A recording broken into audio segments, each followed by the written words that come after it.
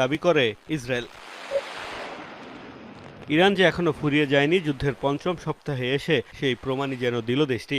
F-15E যুদ্ধবিমান ভূপাতিত করে বুঝিয়ে দিল অপ্রতিরোধ্য নয় মার্কিন সমরাস্ত্র। ভূপাতিত করেছে একটি A-10 ফাইটার জেটও। এমন পরিস্থিতিতে প্রশ্ন উঠছে, কোন সমরাস্ত্রে এই সফলতা পেল IRGC?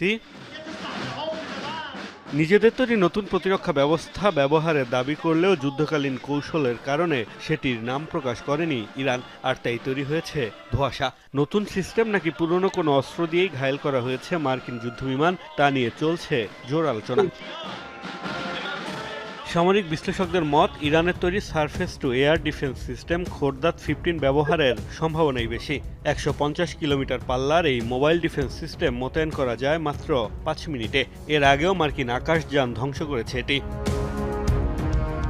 আলোচনায় রয়েছে রাশিয়ার S-300 ডিফেন্স সিস্টেমও। চুক্তি 9 বছর পর 2016 সালে মস্কোর কাছ থেকে এই প্রতিরক্ষা ব্যবস্থার 4টি ব্যাটারি পায় তেহরান, যদিও গত জুনের হামলায় অন্তত 2টি ব্যাটারি ধ্বংসের দাবি করেছিল তেল আবিব।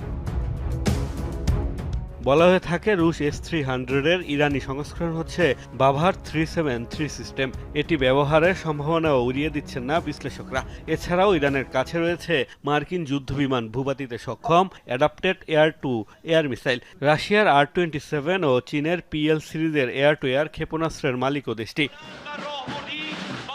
মার্কিন যুদ্ধবিমানগুলো মূলত রাডার ফাঁকি দেওয়ার জন্য প্রসিদ্ধ, আর তাই বলা হচ্ছে রাডার নির্ভর নয় এমন কোনো নতুন সিস্টেম ব্যবহার করতে পারে ইরান। মূলত সব সিস্টেম প্যাসিভ ইনফ্রারেড সেন্সর ব্যবহার করে বিমান শনাক্ত করে তাতে হামলা চালায়। এসব ক্ষেত্রে রাডার জ্যামিং সিস্টেম কাজ করে না। সাম্প্রতিক সময়ে এই সিস্টেম ব্যবহার করে সফলতা পেয়েছে ইয়েমেনের সশস্ত্র গোষ্ঠী।